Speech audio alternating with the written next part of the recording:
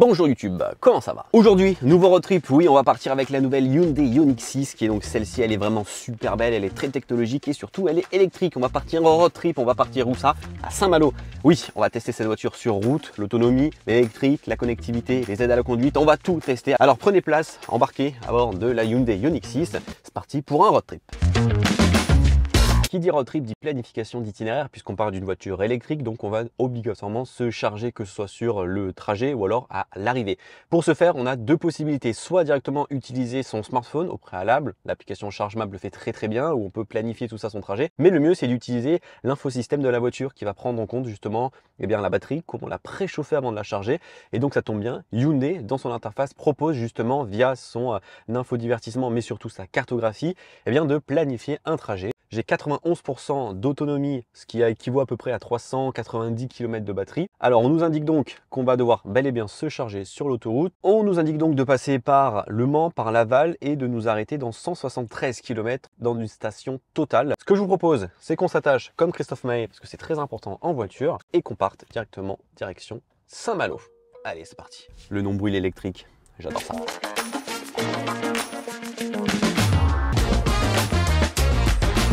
Et je remercie Hyundai pour cette deuxième partie de la collaboration autour de Ioniq 6 après l'avoir donc prise en main et découverte à l'arrêt il y a quelques mois. On le sait, les véhicules d'aujourd'hui et en particulier les voitures électriques ont beaucoup d'aide à la conduite et je vous le donne en mille, celle-ci en est bardée.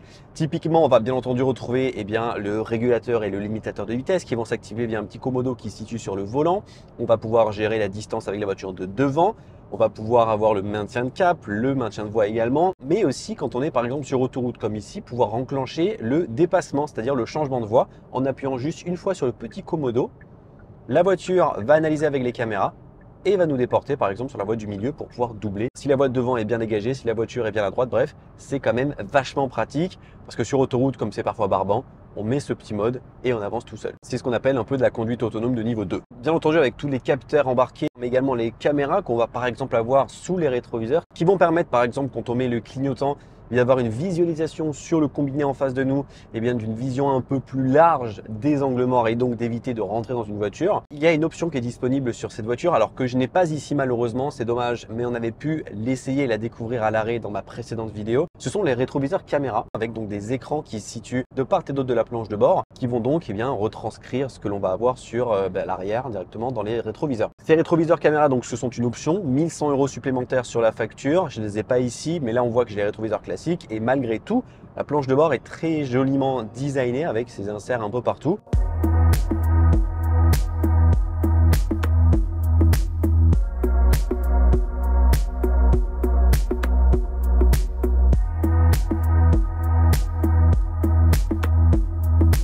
Petit update côté consommation, je suis à 18,8 kWh tous les 100 km, ce qui signifie que c'est assez peu quand même pour une voiture électrique, mais c'est aidé bien entendu de 1 parce que je suis au régulateur, au limitateur de vitesse à 130 sur l'autoroute, mais aussi que la voiture, son aérodynamisme a un CX de 0,21 qui est très bas, donc en fait l'air effleure la voiture et ne consomme que très peu, donc la voiture lutte pas beaucoup avec le vent, ce qui fait tout simplement que comme j'ai rentré l'itinéraire dans l'infosystème de la voiture, elle a automatiquement switché et s'est dit que ok, la consommation est comme ça, alors en fait on ne va pas s'arrêter à telle borne de station de recharge qui était plus proche, comme tu as de la marge on va continuer et tu vas t'arrêter plus tard. Donc ça a mis à jour tout seul cet itinéraire et au lieu de m'arrêter dans à peu près 50 km, sachant que j'ai 274 km d'autonomie encore, je vais plutôt m'arrêter dans 140 km, ce qui suffira largement en soi. 614 km d'autonomie en normal, à peu près sur autoroute on va dire du 415, 430 pour le moment. C'est plutôt cool ça. Affaire à suivre, on continue la route, direction Saint-Malo. Il est l'heure d'aller charger la voiture. On le voit, il reste quand même 125 km d'autonomie, mais c'est l'air Ionity que m'a proposé le GPS et je me suis dit qu'on a quand même la charger chez Ionity, c'est quand même une valeur sûre. Donc on rentre sur l'air, on va aller la charger. Normalement c'est une charge ultra rapide, donc il me suffirait de rester à peine 15 minutes, 15-20 minutes pour la charger peut-être à 80%, sachant que là nous sommes à 30% de batterie. On va la mettre à charger sur Ionity et on fait un petit point à la station. Et nous voici arrivés à destination. Bingo. On y sera arrivé. 130 km, il reste encore de batterie dedans, mais on va quand même la charger sur une borne Ionity. Alors du coup, clapet automatique et électrique, c'est très cool. On prend la petite borne, on vient la brancher. Voilà. On prend sa petite carte, connexion OK et on appuie sur le départ. Il est 14h35, la voiture a 31% de batterie, affaire à suivre. On va manger. A few moments later. Mais avant de reprendre la route, on va quand même parler rapidement de la partie recharge de cette voiture parce que les voitures électriques, on sait, c'est très cool, mais par contre, il faut venir les charger. Et c'est souvent le gros bémol des voitures, c'est que soit il n'y a pas assez de capacité de batterie, soit la charge est trop lente. Ici, je peux vous dire que j'ai été agréablement surpris parce que, premièrement, Hyundai a intégré la plateforme EGMP à cette voiture, qui est donc des plateformes 100% dédiées et créées pour les véhicules électriques. Par ailleurs, cette voiture embarque un réseau de bord 800 volts comparé à 400 volts pour d'autres voitures, ce qui signifie que la voiture va se charger plus rapidement mais va chauffer beaucoup moins, donc consommer du coup beaucoup moins de batterie ou gaspiller de batterie du coup quand on va venir la charger. La capacité de batterie 77,4 kWh. Donc comme ici par exemple Ionity, vous prenez, vous branchez et ça peut prendre jusqu'à 250 kW de puissance, ce qui permet donc environ de prendre du 0 à 80% en 18 minutes. Et si jamais par contre vous n'avez pas du tout faim, pas envie d'aller aux toilettes et que vous avez envie de rester dans votre voiture, sachez qu'il y a une position avec ces sièges qui s'appelle zéro gravité qui s'active ici. On appuie sur le petit bouton et directement vous allez avoir votre siège qui va se poser en position zéro gravité pour faire une petite sieste. Je m'appelle Thomas Pesquet.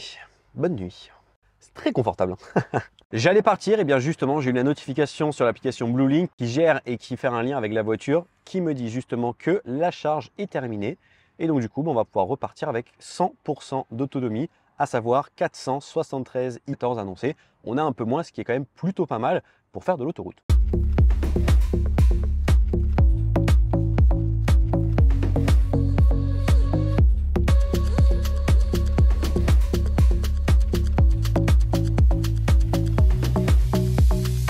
Il fait nuit, c'est magnifique. J'arrive dans 35 km, il me reste 290 km d'autonomie, 68% de batterie. C'est juste beaucoup trop cool. On a bel et bien une voiture qui, sur autoroute, peut faire facilement 450 km.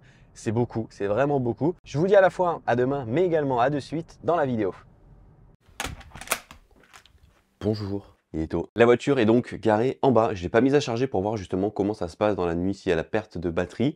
On va quand même préchauffer le chauffage, c'est-à-dire que on va servir de l'application Bluelink. On l'avait quitté avec 62%, il reste combien? 62%, 282 km d'autonomie. Donc ça, pour le coup, ça n'a pas bougé. Du coup, ce qu'on va faire, c'est qu'on va activer la climatisation, ou en tout cas plutôt le chauffage. Et on va peut-être pas la mettre à 24, on va peut-être la mettre à 22,5 degrés. C'est plutôt pas mal. Comme ça va permettre, de 1, que la voiture soit très agréable quand je vais monter dedans, mais surtout que le moteur, mais surtout les batteries sont un peu plus chauffées, donc consomme moins. Quand je vais partir, elle va beaucoup moins forcer pour mettre les batteries à chaud, puisqu'elles sont déjà chaudes. Petit déj, et on se retrouve en bas avec la voiture à sortir de sa place de parking. Avant de partir, si votre voiture est garée par exemple comme ici, que deux voitures se sont bien collées, il y a une possibilité avec la télécommande, c'est de la faire sortir de sa place de parking à distance sans pouvoir monter dedans. Comment ça se passe? On appuie, on met en marche le moteur, et puis ensuite il ne vous reste plus qu'à rester appuyé sur la télécommande. Regardez-moi ça, c'est magnifique. Prenons enfin la route et rentrons à Paris, sous le temps de Bretagne. Magnifique, on adore.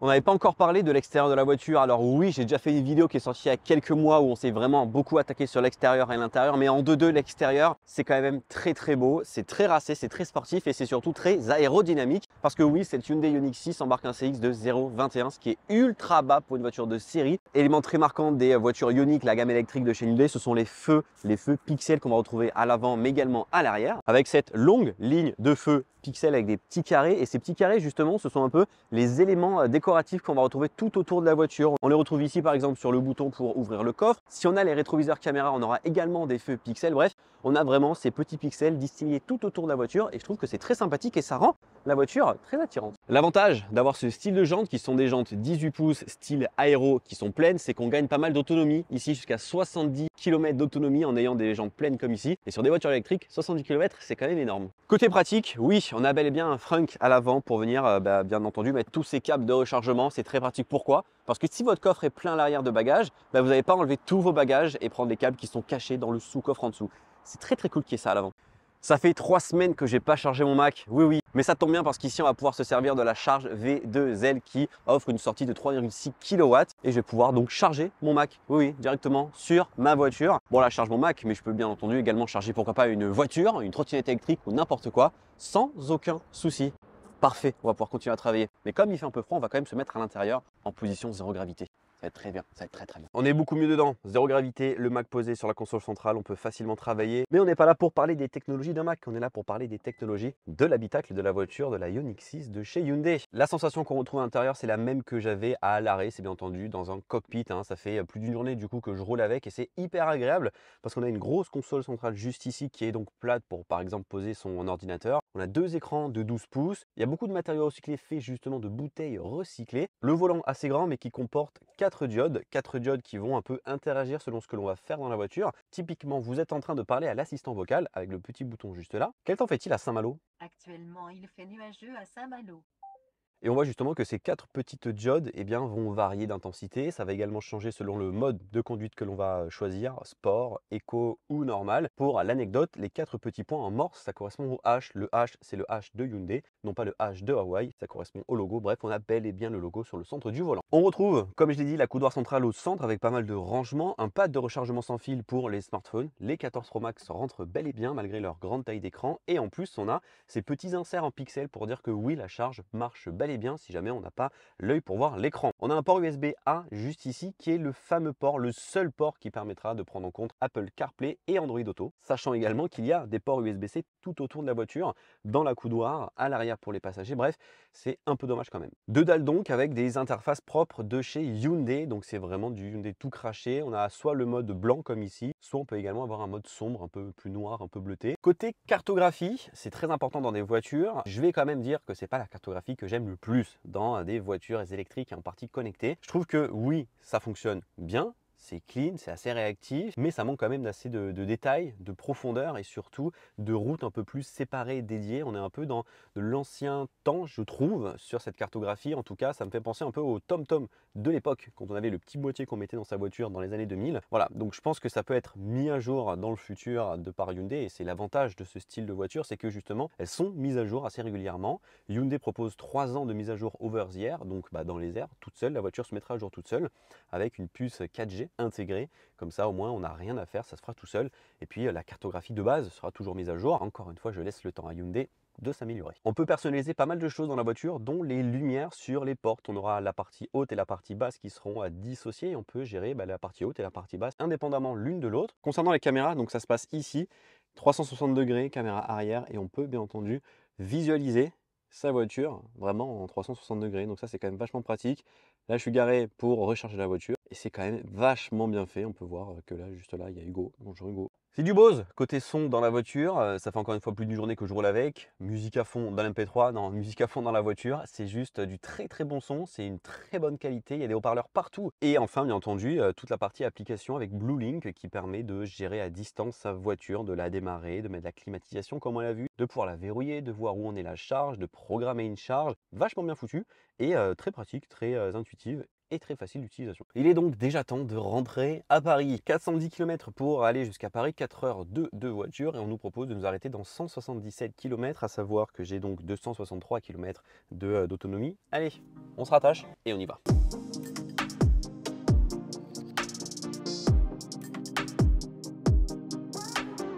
Bon, on s'est téléporté, pourquoi? Parce que la borne juste avant, en fait, elle marchait pas, tout simplement. Ionity, quand c'est bien, ça marche, mais quand ça marche pas, c'est dommage, il faut aller à la station d'après. Là, on tombe chez NJ, tout simplement. Alors, on va faire la même chose, version NJ.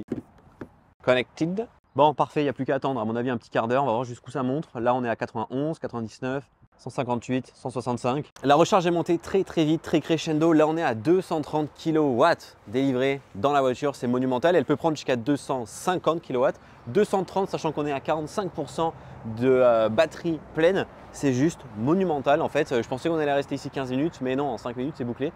Et ça, c'est presque le temps qu'on met pour faire un plein d'essence. Ça fait plaisir. Bah voilà, c'était très rapide. 16 minutes, 48 kWh sont venus à l'intérieur. Donc j'ai plus de 80% de batterie, ce qui équivaut à peu près à 360 km jusqu'à Paris, sachant qu'il reste 160 et des poussières. Donc on va faire un petit débrief, une conclusion dans la voiture en route pour Paris. Allez, on se retrouve dedans.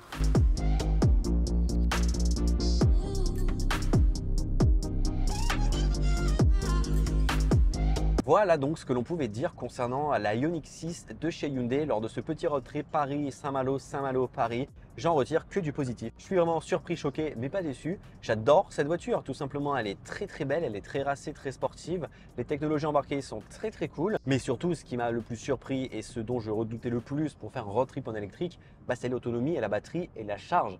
Ici, 614 de base, 400, 450 sur autoroute, c'est juste bluffant. Et surtout, le fait d'avoir cette charge 800 volts, ça m'a permis en 15 minutes de passer de 20 à 80% et de prendre 48 kWh de batterie. C'est juste trop bien. Et il n'y a plus ces problèmes de se dire oui, je vais charger la voiture en combien de temps, ça va pas marcher. Franchement, bravo Hyundai pour cette voiture qui vaut 61 000 € pour cette version particulière avec le Gravity Gold côté coloré extérieur, l'intérieur en gris. Ça reste un prix très correct pour une voiture qui a beaucoup d'autonomie, qui se charge rapidement et qui est très technologique. Si vous avez la moindre question, n'hésitez pas, les commentaires sont là. Moi, je rentre petit à petit à Paris. Il me reste à peu près 150 km jusqu'à Paris et j'ai 363 km d'autonomie. Je suis très large. Gros pouce bleu dans la barre des pouces bleus si vous avez apprécié ce petit road trip. On en fera d'autres dans les prochaines semaines ou dans les prochains mois. Prenez soin de vous. À très vite. Bye bye.